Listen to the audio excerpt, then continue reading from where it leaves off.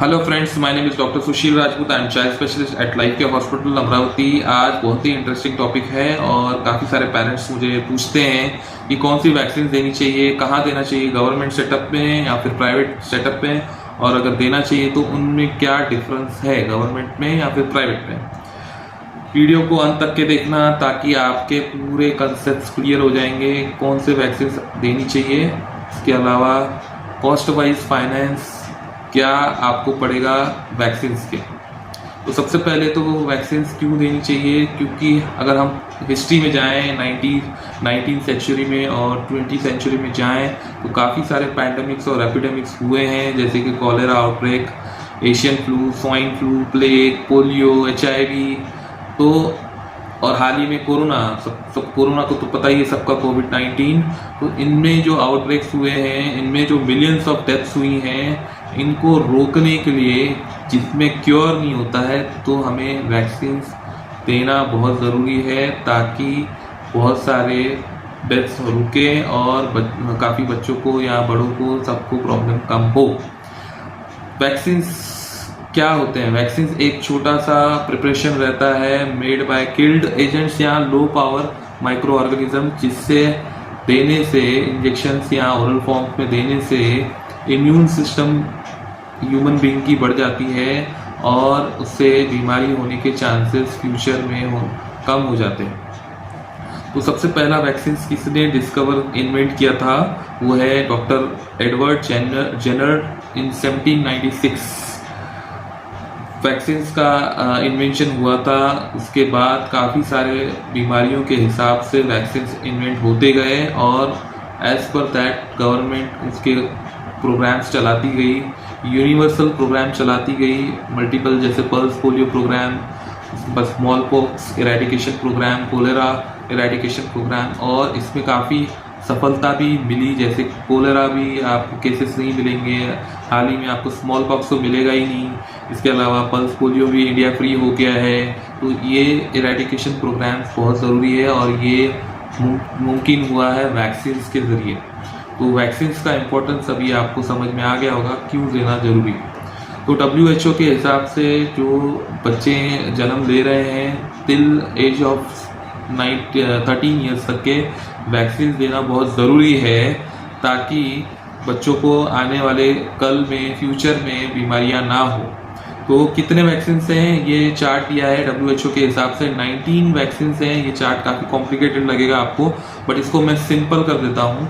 इसमें 19 वैक्सीन, 19 बीमारियों की वैक्सीन हमें बच्चों को देना है। जैसे हो गया ट्यूबरकुलोसिस, हेपेटाइटिस A, B, इसके अलावा diphtheria, pertussis, tetanus, Japanese encephalitis. तो ये पूरे 19 वैक्सीन अपने को बच्चों को देना पड़ेगा ताकि उनको प्रॉब्लम ना हो। अब इंडिया में सारे 19 वैक्सीन गवर्नमेंट तो प्रोवाइड नहीं कर पाएगी, क्योंकि इंडिया की पॉपुलेशन काफ़ी डेंसली है। डेंस पॉपुलेशन की वजह से वो उतना कॉस्ट वाइज हर एक वैक्सीन कवर करना थोड़ा सा इम्पॉसिबल है। तो भी गवर्नमेंट काफ़ी national ministry of family and health welfare काफ़ी ट्राई कर रहे हैं, स्ट्रैटेजीज बना रहे हैं कि ज़्यादा से ज़्यादा कवरेज हो और बीमारियों से छुटकारा मिले उनके सिटीजन्स को। तो पहले जो शेड्यूल था उससे इम्प्रूव होते अभी आजकल न्यूमोकोकल, रोटा वायरस, पेंटा, ये सब इंक्लूड किया गया है, ये इम्प्रूवाइज किया गया है।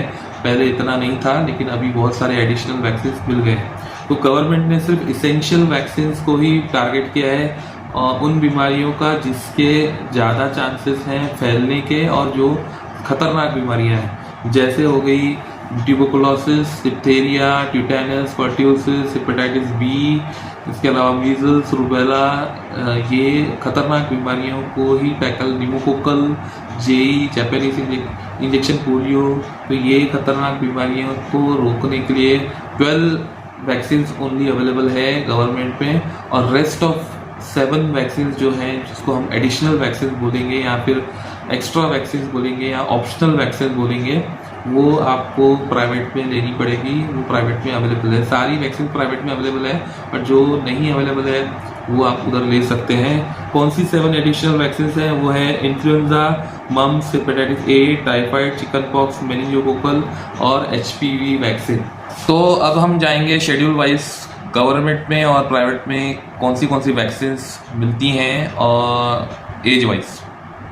तो सबसे पहले जन्म में, बर्थ पे हेपेटाइटिस बी, ओरल पोलियो, इसके अलावा PCG तो गवर्नमेंट में भी मिलता है, प्राइवेट में भी मिलता है, तो कोई फ़र्क नहीं है, दोनों में आपको सेम क्वालिटी और सेम चीज़ें मिलेंगी।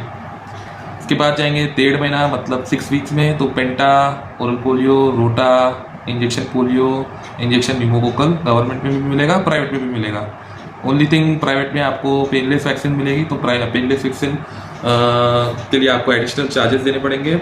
अब पेनलेस और पेनफुल में क्या डिफरेंस है वो हम आगे चल के वीडियो बनाएंगे उस पर, तो उसका भी हम डिटेल्स में आपको सब समझाएंगे क्या है। तो उसके बाद आता है 2.5 मंथ यानी 10 हफ्ता, उसमें आपको गवर्नमेंट में इंजेक्शन पेंटा प्लस ओरल पोलियो प्लस रोटा मिलेगा। इंजेक्शन पोलियो और इंजेक्शन न्यूमोकोकल नहीं मिलेगा, तो वहाँ पे आपको प्राइवेट में जाना है, वहाँ पे आप एडिशनल डोज ले सकते हैं। इंजेक्शन पोलियो 2 टाइप के हैं, एक है इंट्राडर्मल और एक रहता है इंट्रामस्कुलर। गवर्नमेंट में इंट्राडर्मल मतलब चमड़ी में देते हैं, मसल्स पे नहीं देते हैं, तो इसलिए उन्होंने लिमिटेड और लो डोज पे इंजेक्शन पोलियो दिया है, देने की कोशिश की है और उससे भी काम चल जाएगा। बट अगर आपको एडिशनल डोजेज देना है तो आप प्राइवेट में दे सकते हैं। न्यूमोकोकल का भी PCV जो दिया है वो एडिशनल अगर आपको चाहिए एडवांस 13 वैलेंट वैक्सीन चाहिए तो आपको प्राइवेट में जाना पड़ेगा, वो गवर्नमेंट में नहीं मिलेगा। फिर आते हैं 14 वीक्स 3.5 महीने, तो वहाँ पे वापस से पेंटा, ओरल पोलियो, इंजेक्शन पोलियो मिल जाएगा, इंजेक्शन न्यूमोकोकल और रोटा वायरस मिल जाएगा। वहाँ पे भी आप अगर आपको पेनलेस चाहिए तो आप प्राइवेट में जा सकते हैं। फिर आते हैं 6 मंथ में। 6 मंथ में फ्लू वैक्सीन आता है, first dose and second dose, दोनों में डिफरेंस 1.5 महीने का रहेगा, 6 महीना 7.5 महीना। तो ये गवर्नमेंट में नहीं मिलता है, तो ये प्राइवेट में मिलेगा, तो आप वहाँ पे जाके दे सकते हैं। फिर आता है 9 मंथ में। 9 मंथ में MR वैक्सीन मतलब M मीजल्स, R मतलब रुबेला, इसके साथ में सिर्फ विटामिन A देते हैं और प्राइवेट में आपको MR की जगह पे MMR मिलेगा, मीजल्स, मम, रुबेला, साथ में विटामिन A के कैप्सूल्स और इंजेक्शन टाइफाइड भी मिलेगा, तो आप वहाँ पे एडिशनल वैक्सीन दे सकते हैं। मम्स और टाइफाइड आप एडिशनल दे सकते हैं। फिर आते हैं 12 मंथ्स में। जापानीज इंसेफेलाइटिस आपको गवर्नमेंट में मिलेगा, उसके भी दो डोजेस होते हैं और प्राइवेट में भी मिलेगा। साथ में हेपेटाइटिस A वैक्सीन है जो कि आपको गवर्नमेंट में नहीं मिलेगा, आपको additional vaccine hepatitis A private में देना पड़ेगा। उसके 2 डोजेस होते हैं अगर आप किल्ड वैक्सीन लगा रहे हैं, और किल्ड वैक्सीन फर्स्ट डोज रहता है 1 ईयर में, सेकेंड डोज रहता है 1.5 साल में मतलब 18 मंथ्स में। अगर आप लाइव वैक्सीन दे रहे हैं तो सिंगल डोज काफ़ी है, वो आपके पीडियाट्रिशियन डिसाइड करेंगे क्या देना है क्या नहीं देना है।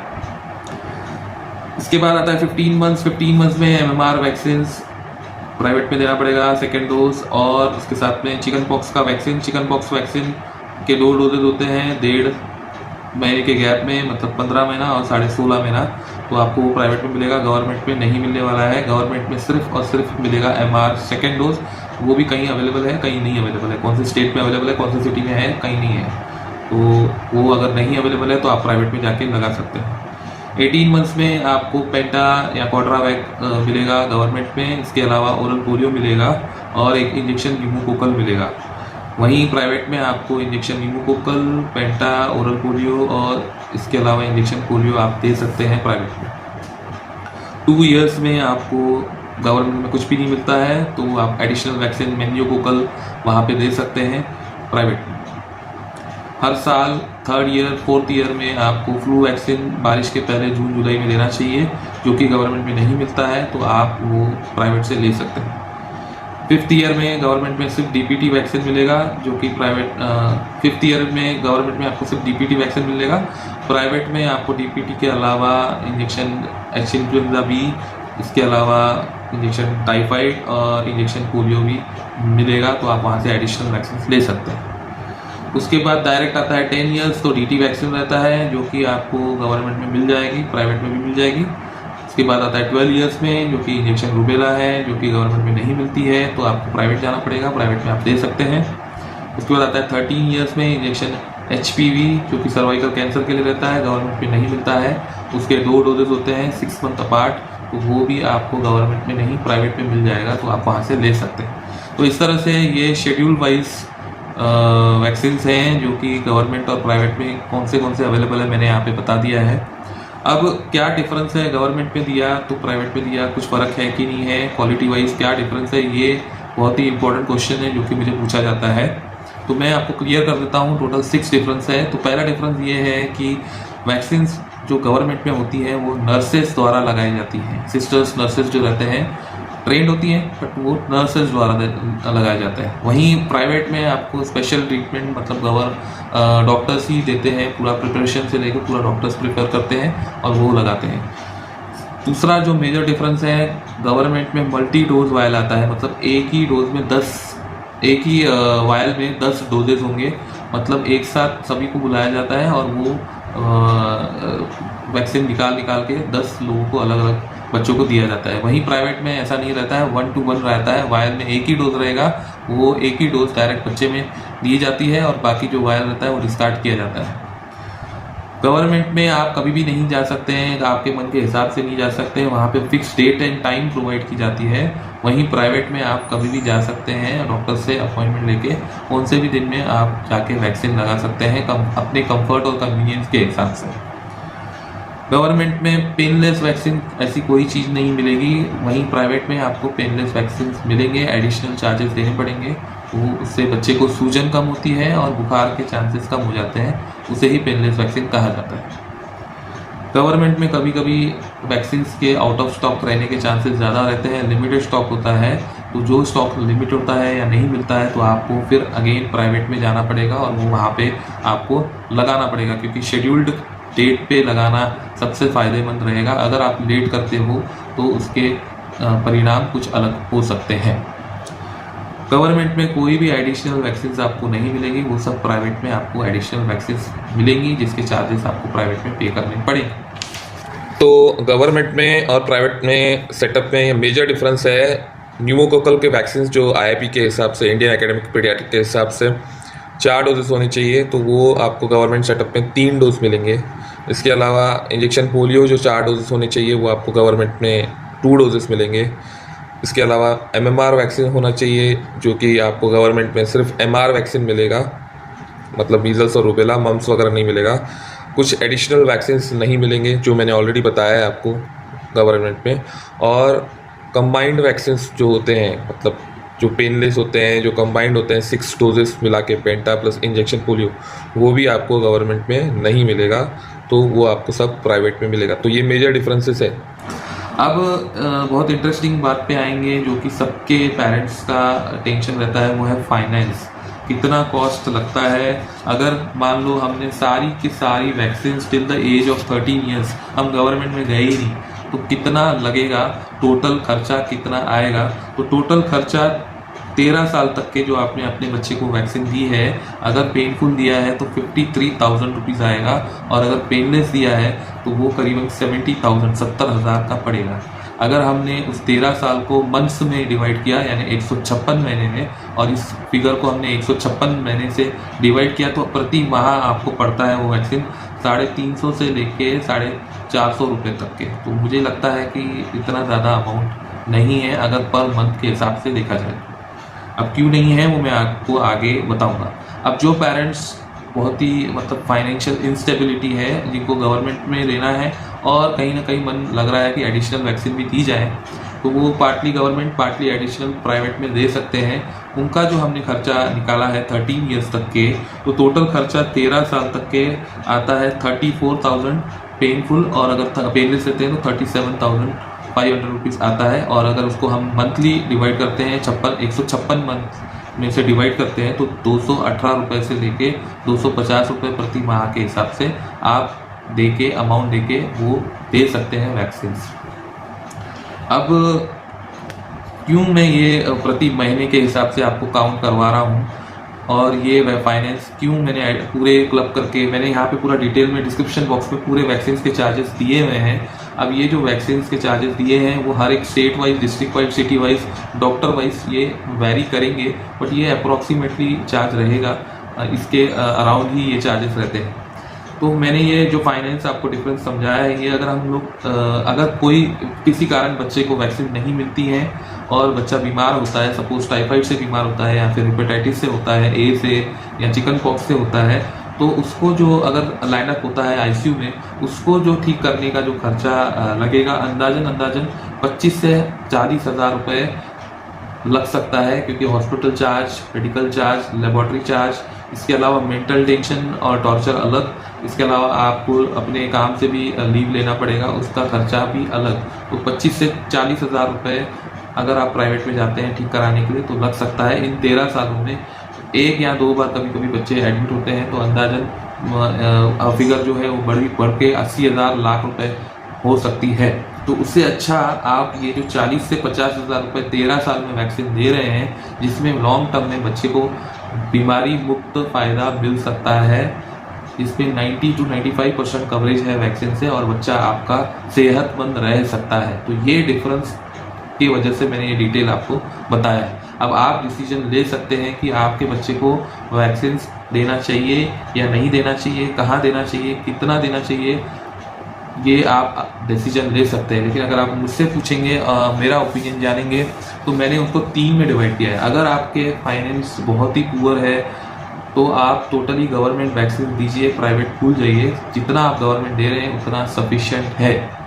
लेकिन अगर आप मीडियम परिस्थिति के हैं, आपका फाइनेंस ठीक है, दे सकते हैं, तो थोड़ा बाकी खर्चे हटाइए, government vaccine plus private vaccine additional दीजिए, थोड़ा सा बाकी के खर्चे कम कॉम्प्रोमाइज़ करके बच्चों पे ज़्यादा प्रायोरिटी दीजिए। नंबर 3 पे आता है, अगर आपके पैसे के वादे नहीं हैं, आपका फाइनेंस स्टेबल है, आप कंफर्ट चाहते हैं, गवर्नमेंट में लाइन में नहीं लगना चाहते हैं, तो आप टोटल प्राइवेट वैक्सीन दीजिए, आपको लॉन्ग टर्म बेनिफिट मिलेगा।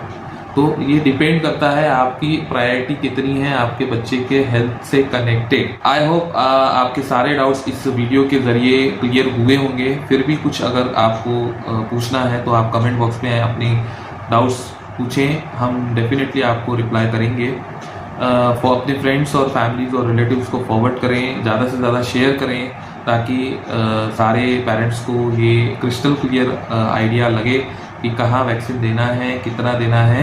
इसके अलावा और भी ऐसे इन्फॉर्मेटिव वीडियोस हम लाएंगे फ्यूचर में अलग अलग टॉपिक पे। आपको भी क्या लगता है, कोई और एडिशनल टॉपिक अगर आपको कवर करवाना है तो उस पर भी हम कवर करेंगे। तब तक के लिए अपना ख्याल रखें, अपनी फैमिली और अपने बच्चों का ख्याल रखें।